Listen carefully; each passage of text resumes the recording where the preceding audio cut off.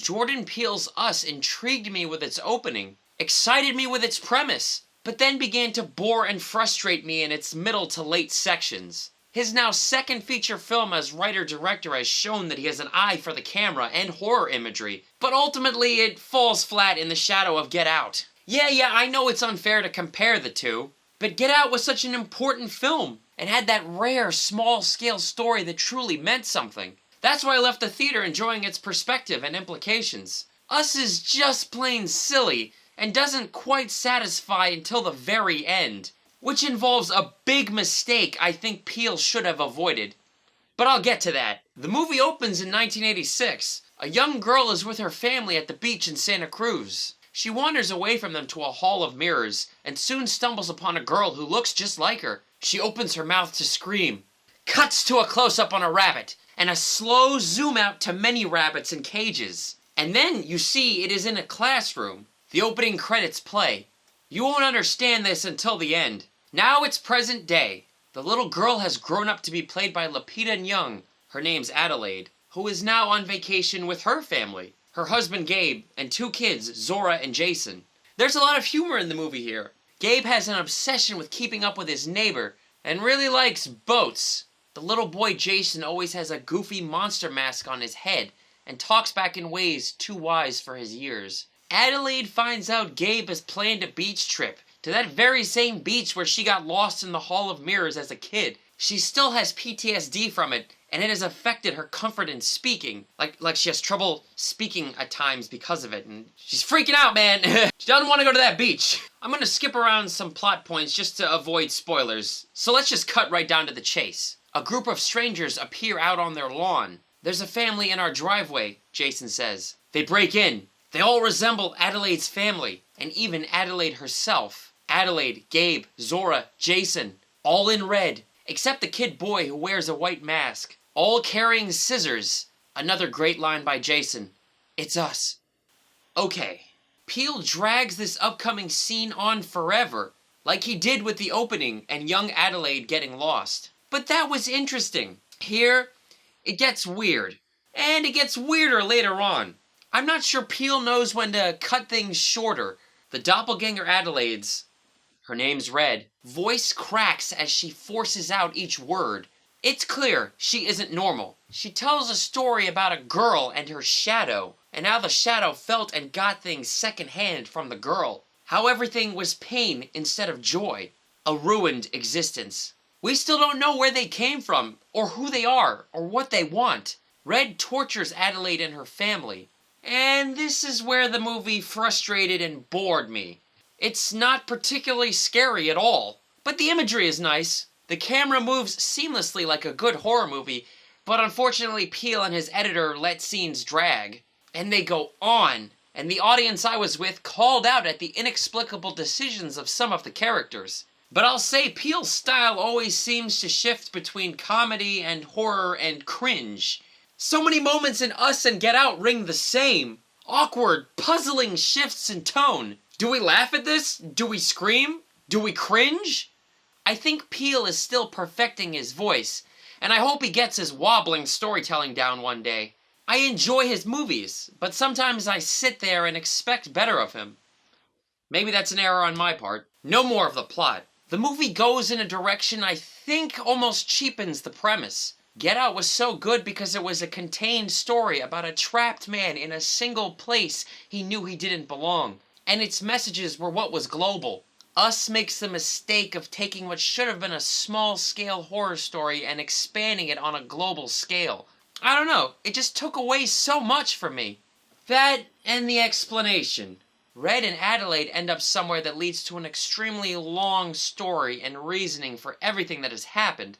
And this scene right here is why sometimes it's better to leave things open and up for interpretation, instead of giving us all the answers. I did love the final showdown between two characters, and the remix of I Got 5 on It is just so great it makes it all the more haunting. The very final reveal and twist of Us is a really good one, and maybe we'll forgive so many of the movie's boring and lackluster scares throughout.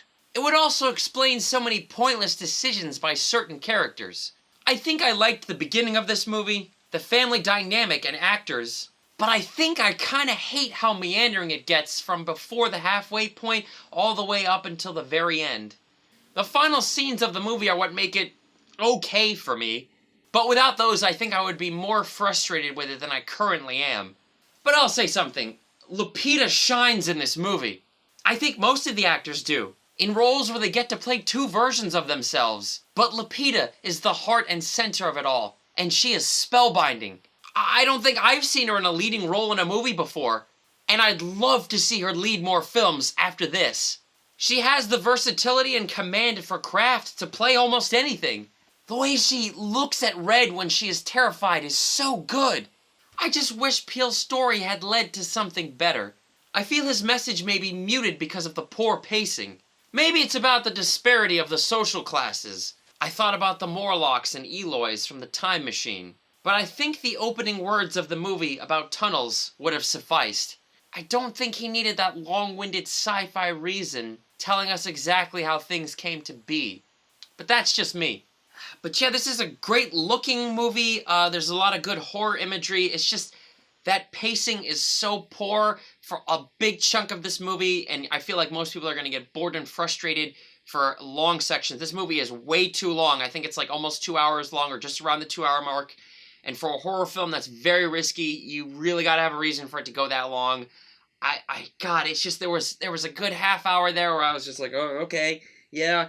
And Peele just, God, his camera work is so good with his DP, but just that the scenes go on way too long. Like that, it's right when Red starts psychologically and physically torturing Adelaide and her family. You really can tell. It's like, okay, here we go. Okay, they're gonna chase her, and then this jump scare, then this jump scare. And you're really not gonna be scared. Throughout it, there is a sense of dread. I did feel that. I felt like it was building to something special. So at least the movie had some effect on me. But when I got to the end, I was like, oh, that's it. I mean, you really gotta forgive a lot of problems this movie has, and not problems in the execution, but problems in the story in terms of like plot holes. There's there's kind of questions it brings up. It does explain most of everything, but then you're going to be like wondering, okay, why did that happen this way? Why didn't they just do this? How did it go so long for this to happen? And again, good premise, kind of ruined. It should have been this contained premise. It really should have just been this contained premise. And I don't want to spoil anything, but people know what I'm talking about. When you expand these kinds of things, it just takes away so much. It could have been this really special story, you know what I mean? But then it just turns out to be, God. And Lupita was so good. Like, I knew she was the orange girl, Maz Kanata or whatever from Star Wars. She's the voice actress in a lot of things, and I had seen her in 12 Years a Slave, but maybe, I don't know if she's led a movie before, but this is the first time I think I've seen her in a movie leading, and she wowed me, honestly. Like, her performance was really what was keeping me like, whoa. She just really sold it, and especially... That's why I really like the very, very last twist. I'm not going to spoil it, but the very, very twist at the end. Maybe you'll see it. I've seen it coming. I didn't really peek in my mind until almost the scene before it's revealed.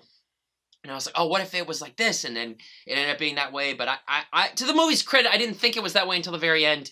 And basically, it's because of Lupita's performance that it got me that far, where I was tricked into thinking they wouldn't do that. And so... Yeah, not as good as Get Out, not scary, fun to watch. Winston Duke, who plays Gabe, is very funny.